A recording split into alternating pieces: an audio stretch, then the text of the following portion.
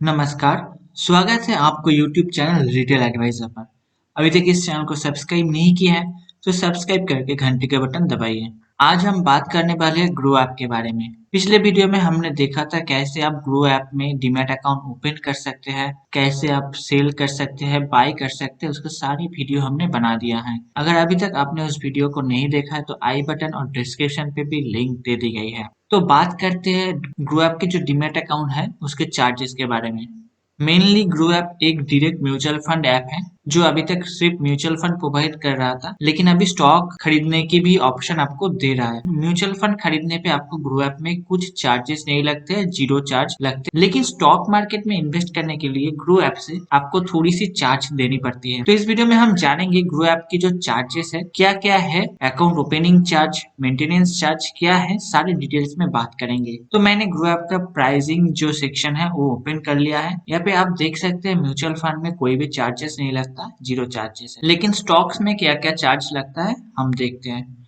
Stock यानी demat account open करने के लिए आपको जो मेन चार्ज देना होता है दो है। एक है आपका अकाउंट ओपनिंग चार्ज, दूसरा है अकाउंट मेंटेनेंस चार्ज। गो ऐप अभी तक अकाउंट ओपनिंग तो फ्री दे रहा है, लेकिन मई 1 2020 से ये 200 रुपए चार्ज करेगा अकाउंट ओपनिंग के लिए। अगर कुछ ऑफर आ जाता है तो हम लोग डिस्क्रिप्शन पे और कमेंट पे भी डाल देंगे। अकाउंट ओपनिंग की तो बात हो गई, उसके बाद आता है account maintenance charge. Account maintenance charge आपको 25 rupees per month plus GST देना होता है, यानी साल में आपको 300 प्लस जीएसटी देना होता है। तो ये तो होगी दो मेन बातें जो अकाउंट ओपनिंग और मेंटेनेंस आपको देना ही होता है। तो और जो चार्जेस है उसके बारे में बात करते हैं। और एक जो मेन चार्ज है वो है ब्रोकरेज। आपको डिलीवरी यानी लॉन्ग टर्म होल्डिंग के लिए अगर आप स्टॉक खरीदते हैं तो उसमें ब्रोकरेज जीरो है, कोई भी चार्ज नहीं लगता। लेकिन अगर आप same day stock buy and sell करते हैं उसमें 0.01% चार्ज टोटल ऑर्डर अमाउंट के ऊपर आपको लगता है। तो यहाँ पे आप देख सकते हैं ऑल चार्जेस के बारे में बात किया गया है। सारे चार्जेस को हम जानेंगे और एक एग्जाम्पल के साथ भी हम देखेंगे क्या क्या चार्जेस लगता है। तो डिलीवरी पे हम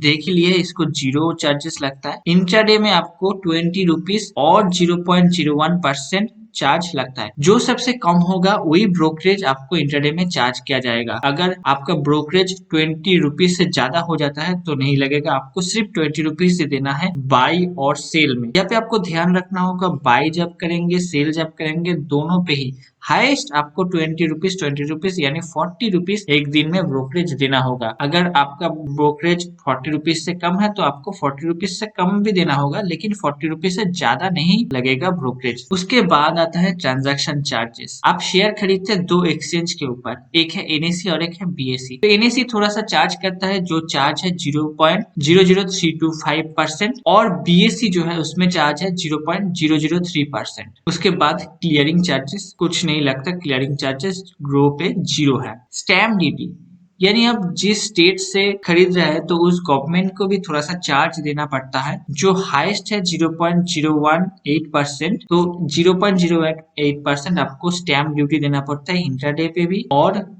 डिलीवरी पे भी आप लेते हैं तो हाईएस्ट ये है चार्जेस। उसके बाद आता है सेबी चार्ज। सेबी यानी securities and exchange board of India, जो स्टॉक मार्केट और म्यूचुअल फंड को रेगुलेट करते हैं, इसीलिए सेबी थोड़ा सा चार्ज लेता है, जो बहुत ही थोड़ा है 0.0001%। ऑल टर्नओवर जो आपका है उसके ऊपर थोड़ा सा चार्ज लगाता है। पेमेंट गेटवे चार्ज यानी आपको ग्रो ऐप में अमाउंट डालना है बाई करने के लिए और अमाउंट विड्रॉ करना है सेल करने के बाद, तो यहाँ पे ग्रो ऐप आपको जीरो चार्जेस लेता है, यानी फ्री में आप अकाउंट में ग्रो ऐप के वॉलेट में पैसा डाल सकते हैं और विड्रॉ भी कर सकते हैं। और एक जो चार्ज है एसटीटी यानी सिक्योरिटीज ट्रांजैक्शन टैक्स, ये आपको दोनों पे ही लगता है, इंट्राडे और डिलीवरी पे। डिलीवरी पे आपको 0.01% चार्ज लगता है, इंट्राडे पे आपको 0.025% चार्ज लगता है। और एक है डीपी चार्ज। डीपी चार्ज सिर्फ डिलीवरी में यानी लॉन्ग टर्म होल्डिंग के लिए आपको चार्ज लगता है। अगर आप स्टॉक खरीदते और होल्ड करना चाहे तो स्टॉक को किसी जगह स्टोर करना होगा। तो ये स्टोर करने की जो दो जगह है, एक है सीडीएसएल और एक एनएसडीएल। जो डिस्काउंट बुकर है यानी ग्रो जीरो द टाइप जो डिस्काउंट बुकर है वो सिर्फ सीडीएसएल के साथ ही अकाउंट ओपन करता है। सीडीएसएल का जो चार्ज है 5.5 रुपीज और 8 रुपीज ग्रो चार्ज करता है, यानी 13.5 आपको पे करना पड़ता है डीपी चार्ज डिलीवरी के समय।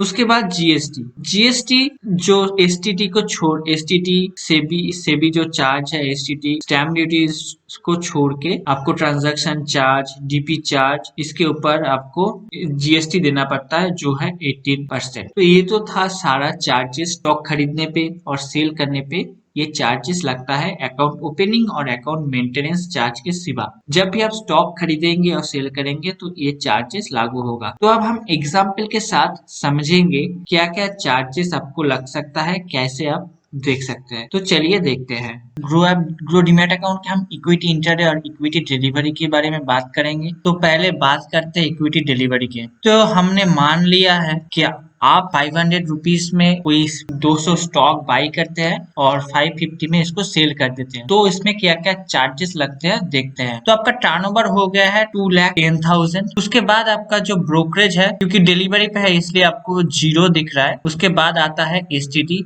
जो डिलीवरी में आपको 0.1% देना होता है टर्नओवर के ऊपर। तो 210 रुपए हो गया एसटीटी। उसके बाद आता है एक्सचेंज ट्रांजैक्शन चार्ज, जो है एनएसी का हमने लिया है 0.00325% हिसाब से 2,10,000 के ऊपर यहाँ पे 6.82 रुपीज हो जाता है। उसके बाद आता है जीएसटी, जो ब्रोकरेज और एक्सचेंज ट्रांजैक्शन चार्ज के ऊपर लगता है। यहाँ पे ब्रोकरेज आप देख सकते हैं जीरो है, इसलिए सिर्फ एक्सचेंज ट्रांजैक्शन चार्ज के ऊपर 18% जीएसटी लगेगा, जो है ₹1.23। उसके बाद आता है सेबी चार्ज। सेबी चार्ज में आपको 0.0001% चार्ज देना होता है टर्नओवर के ऊपर। तो 0.0001% के हिसाब से 0.21 रुपीज हो जाता है। उसके बाद जो चार्ज आता है स्टैम्प, इस स्टेट वाइज वेरी करता है। हमने दिल्ली का जो चार्ज है वो लिया है। डिलीवरी में दिल्ली में 0.01% स्टैम्प चार्ज लगता है, जो टर्नओवर के ऊपर 0.01 के हिसाब से 21 रुपीज आता है। उसके बाद आता है डीपी चार्ज। डीपी चार्ज में आपको 13.5 प्लस जीएसटी देना होता है, यानी 15.93 रुपीज आपको देना होता है, क्योंकि स्टॉक आपको होल्ड करने के लिए और लॉक करके सेफ जगह पे रखने के लिए जो चार्ज है, सेल करते समय ये चार्ज आपको देना होता है। तो उसके बाद टोटल चार्ज कितना हुआ 255.19। ये अपने हिसाब से भी आप कैलकुलेट कर सकते हैं। यहाँ पे हम 500 रुपीज में बाई करके 550 में सेल कर रहे हैं, तो हमारा प्रॉफिट जनरेट हुआ है। तो प्रॉफिट के हिसाब से हमने इसको हिसाब किया है, क्वांटिटी 200 लिया है। तो चलिए देखते हैं कितना प्रॉफिट हुआ। तो बाई किया है 1 लाख पे, सेल किया है 1,10,000 पे। तो हमारा प्रॉफिट जो हुआ है वो 10,000 का हुआ है, लेकिन जो चार्जेस है वो उसको हमको माइनस करना पड़ेगा। तो चार्जेस है 255.19, इसको माइनस करने के बाद हमारा जो नेट प्रॉफिट है वो यहाँ पे आ गया है। तो यही जो चार्जेस है एक्स्ट्रा आपको लगते हैं, तो हिडन भी बोल सकते हैं, लेकिन ये आपको जानकारी होना चाहिए। ये चार्जेस सारे डिलीवरी में आपको लगते हैं। तो चार्ज देने के बाद यहाँ पे आप नेट प्रॉफिट अब देख सकते हैं। तो ये तो हो गया इक्विटी डिलीवरी में। आप इसका स्क्रीनशॉट भी लेके रख सकते हैं। जो चार्जेस है हमने यहाँ पे लिख दिया है।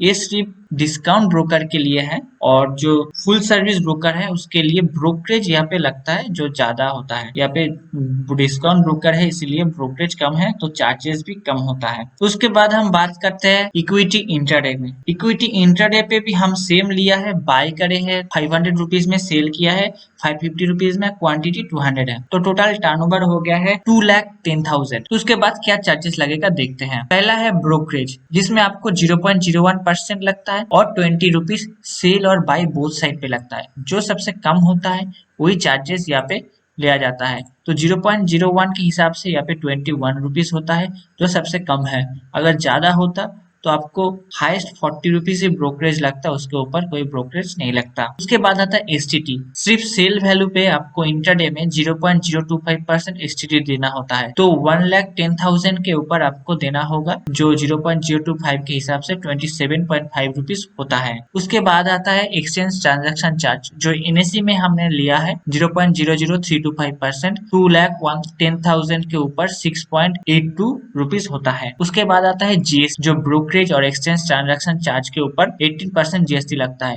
यहाँ पे ब्रोकरेज 21 रुपीज है एंड एक्सचेंज ट्रांजैक्शन चार्ज जो है 6.82 होता है। तो इसको मिला के 18% जो चार्ज है वो 5 रुपीज होता है। उसके बाद आता है सेबी चार्ज 0.0001% टोटल टर्नओवर के ऊपर, तो उसके हिसाब से 0.21 रुपीज होता है। उसके बाद आता है स्टैम्प, जो हमने फिर से दिल्ली स्टेट का ही लिया है, इसमें 0.002% लगता है टोटल टर्नओवर के ऊपर, इसके हिसाब से 4.2 रुपीज आता है। तो इंटरडे में यही सारे चार्जेस लगते हैं। टोटल चार्जेस हुआ 64.73 रुपीज। तो हम देख लेते हैं, बाई किए थे 1 लाख रुपीज में, सेल किए 1,10,000 में, तो हमारा जो प्रॉफिट हुआ है 10,000 रुपीज का हुआ है। जो चार्जेस है उसको माइनस करेंगे तो हमारा जो नेट प्रॉफिट है वो आ जाएगा। नेट प्रॉफिट 9935.27 रुपीज का हमारा नेट प्रॉफिट हुआ है। तो ऐसे आप इंटरडे का जो चार्जेस है कैलकुलेट कर सकते हैं। इसका भी आप स्क्रीनशॉट लेके रख सकते हैं। यही चार्जेस आपको लगता है सेल बाय करने समय। ग्रो ऐप में और कोई भी जो ऐप है डिस्काउंट ब्रोकर है उसी में सेम चार्जेस ही लगते हैं। तो इसमें हमने कोशिश की आपको ग्रो ऐप का जो चार्जेस है इंटरडे और डिलीवरी में इक्विटी पे जो चार्जेस लगते हैं आपको,